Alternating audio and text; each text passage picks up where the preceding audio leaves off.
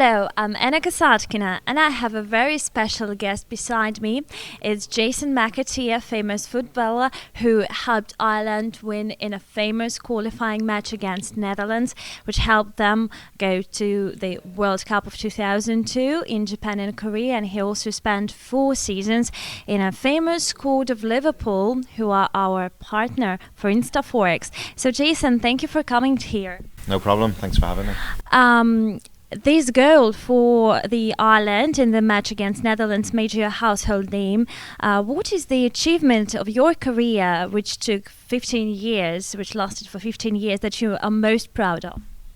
I think growing up around Liverpool and supporting Liverpool Football Club as a child, I think we all aspired to be footballers and we wanted to play for the great club of Liverpool. Obviously there's Everton in the city and other football clubs, but for me it was always to play for Liverpool, and obviously it's a dream when you're so young, but I think lots of hard work and just the fact that I kept going, and I got knocked back as well, and it was just a dream come true when Liverpool asked me to sign. When I was at Bolton Wanderers, they offered £4.5 million for me, and the decision was easily made. It was an achievement and it was a dream come true. So obviously signing for Liverpool was a big moment in my life, but obviously representing then my country, the Republic of Ireland, in 2 World Cups was very, very special. The one you mentioned, 2002, was great, but 1994 in America, where we qualified as well, that was a very special tournament where we beat Italy 1-0. We got out the group and we had a successful time. So lots of good times, a few bad times, a few sad times, but overall signing for Liverpool and representing my country in a couple of World Cups. So your career had so many memorable moments, memorable events, we heard a few times that you mentioned your former teammate, Roy Keane, who wrote his book and who you referred to his book a few times. And now your own book is coming out. So what is the idea behind it, and what advice would you give to the young players who aspire to become, professional footballers, and to young people, no matter which field they want to work in?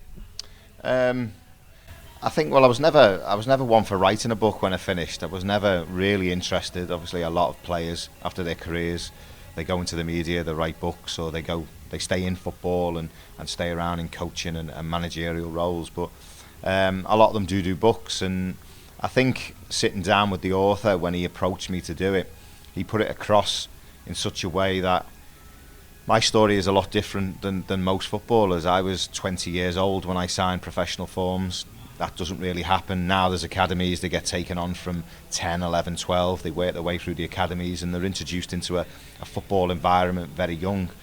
For me, that never happened. It was really unusual for that to happen at 20 years old. So when I sat down with the author and he said this to me, and he said that your career is very different than most players, it kind of appealed then to me to do a book. And then he mentioned all the good times, the World Cups and signing for Liverpool and achieving dreams and goals. And when he said all these things back to me, I was kind of inspired by myself, really, that I'd actually achieved so much. It was great. So we sat down, and it took a long time to do. It's taken 2.5 years to get it right, because these days books need controversy and they need stories. So we had to find the balance between not upsetting too many people and although always staying on the line of the truth, not exposing too many secrets and keeping it clean, really. So it was a long process, but it was a very enjoyable one, and it'll be out in August, so I'm looking forward to that next year. So that'll be good. But I think if you read the book, and like I mentioned before, I think just reaching 20 years old and really not fulfilling the dream up until then, it was tough. I wanted to be a footballer, and I kept getting knocked back from football clubs. The answer was no all the time, and we don't want you, and you're not good enough. And I think if I could give any advice to young children aspiring to be footballers, always believe in your own talent, always believe in yourself, listen to your parents and listen to your coaches, and just practice as much as you can. And we live in an age now where computers and iPads and Xboxes and PlayStations is very much in the environment of young children, and I would say to them, get out into the fresh air and into the parks and go and play and practice your talents. And if you're good enough, then you'll be seen and spotted, and you'll one day maybe become a professional footballer.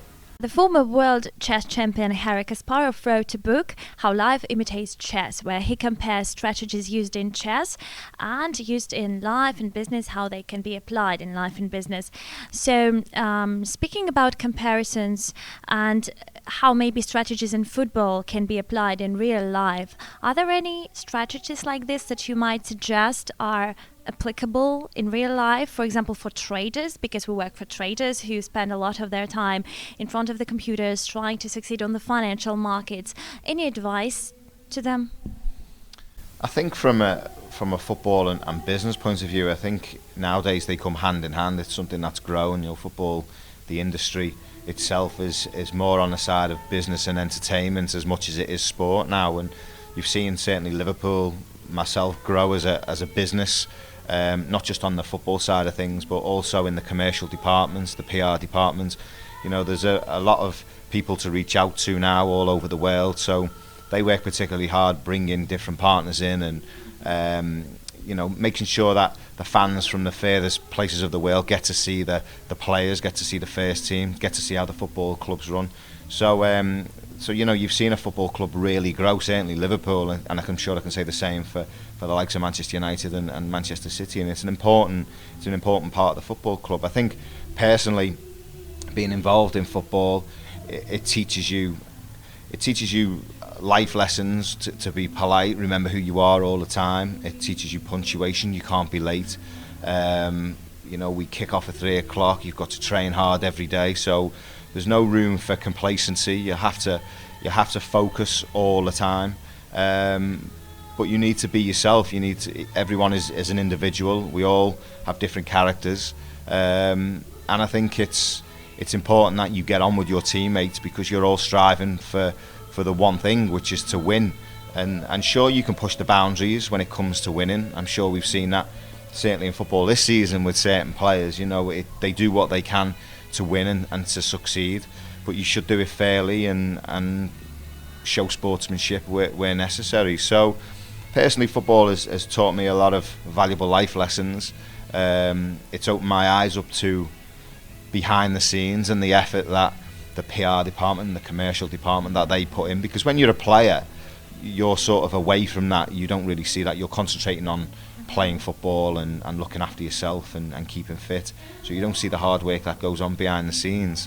And it's important that you embrace that when you finish, and you see that, and you give credit where credit's due.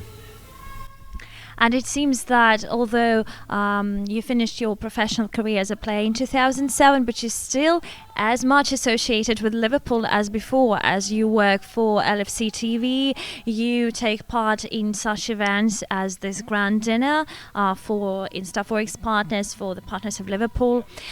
So do you miss professional football?